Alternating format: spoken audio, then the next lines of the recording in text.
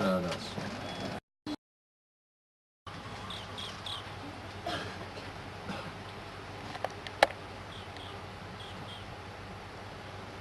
प्रेमी सत्संगी माताएं सबको राधा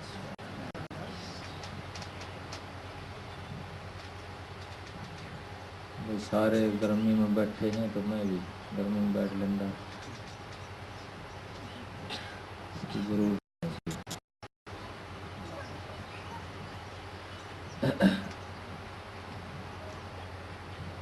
बहने तो हाथ वाले पंखे ला रही हैं, कोई बात नहीं, अच्छी बात है।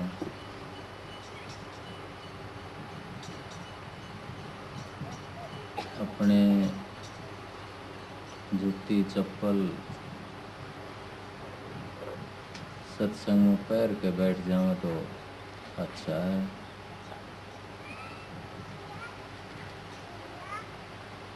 तो एक ने अगर बदल ली है तो फिर आगे तक आगे फिर बदलती चली जाऊँ।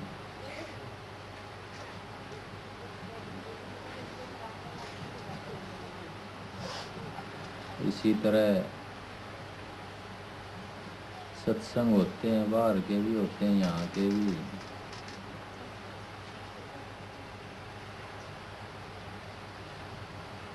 तो कोई माँ, कोई बहन, कोई भाई,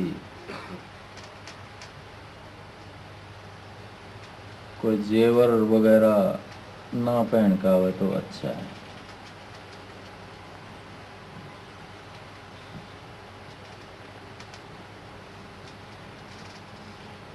अध्यात्म का रास्ता खुद के अंदर से शुरू होता है। तो जो आदमी खुद की संभाल नहीं कर सकता, संभाल कर लो, संभाल करने के बाद भी नुकसान होता है तो मालिक को छोड़ दो। अपने खेत का, अपनी दुकान का, अपने घर का प्रबंध करना जरूरी है। काल की नगरी में ये नियम है।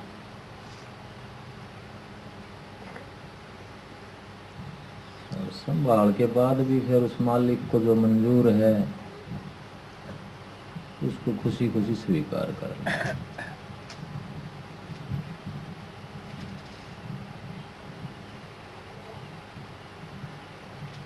काफी चेहरे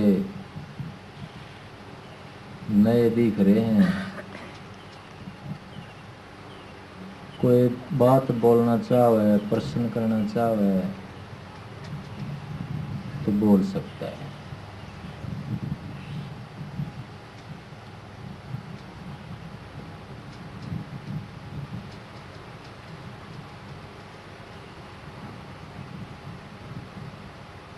कोई बात पूछनी हो या कुछ वैसे बोलना चाहे तो बोल सकता है। कोई अच्छी बात, कोई बुरी बात भी कोई बात नहीं है। मेरे प्रति, अध्यात्म के प्रति कोई शिकायत,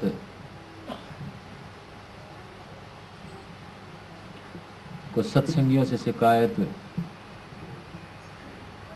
बोल सकता है खुल के। सत्संग में किसी को नहीं रोका जाता। अच्छा है, बल्कि आँख खोल दे कोई, अच्छा रहता है।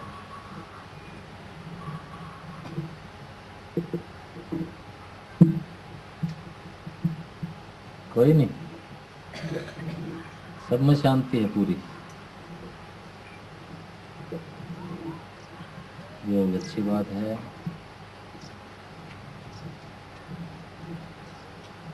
बाबा जी आए हुए हैं, बोलना चाहते हैं बाबा जी कुछ?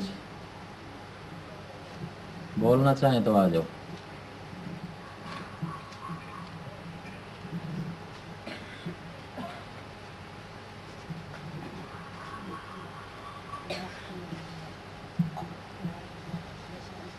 तो जरूरी नहीं कोई उदास होने वाली या सीरियस होने वाली बात ही कही जाए। कोई हंसी मजाक की कहना चाहे वो भी कह सकता है।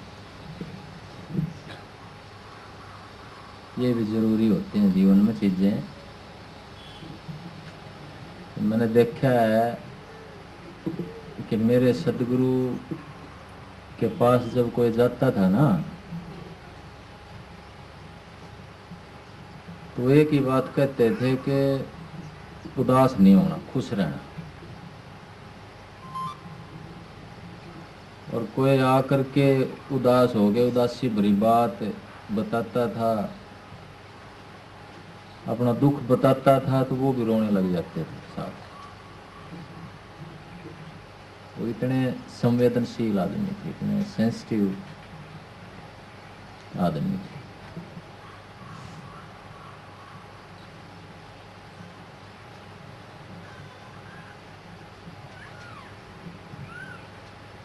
तो अगर उनकी खुद की कहानी देखी जाए मेरे सदगुरु की,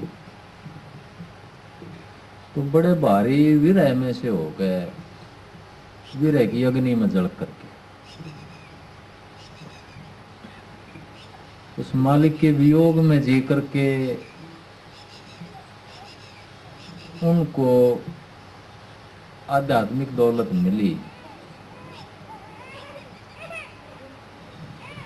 जो किसी का थोड़ा सा दुख सुन करके रोने लग जाए, तो सोचो वो हृदय कैसा होगा।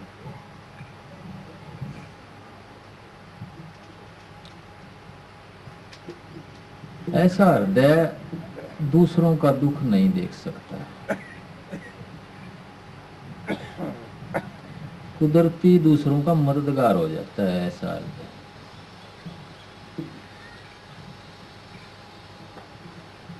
और जब ये गुण आदमी में आ जाता है, तो फिर अध्यात्म का रास्ता दूर नहीं।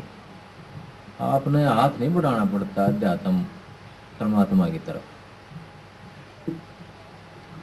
फिर परमात्मा खुद चल कर आ जाए।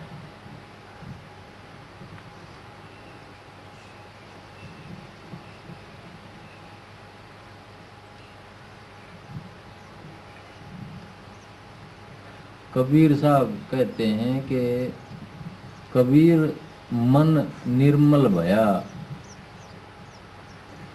जैसे गंगा नीर।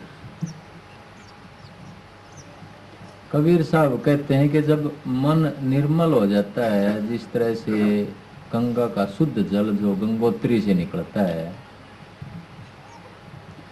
मैदान में आकर के तो वो गंदा हो जाता है, मैल चढ़ जाता है।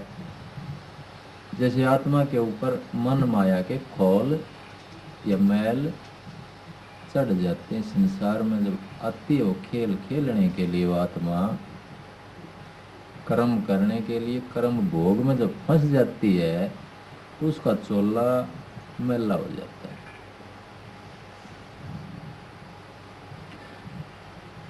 इसी प्रकार वो गंगा का पानी है।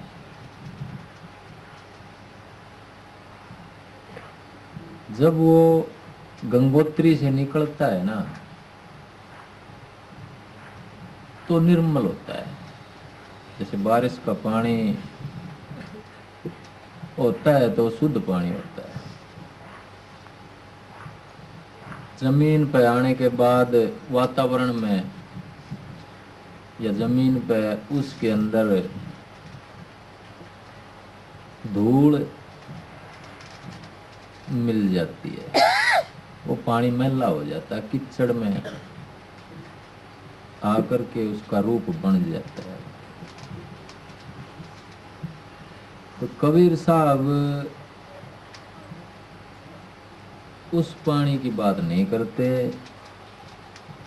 वो उस पानी की बात करते हैं कि जो निर्मल है।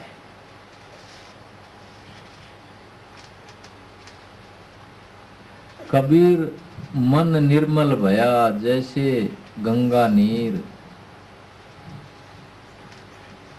पीछे पीछे हरी फिरे कहत कबीर कबीर।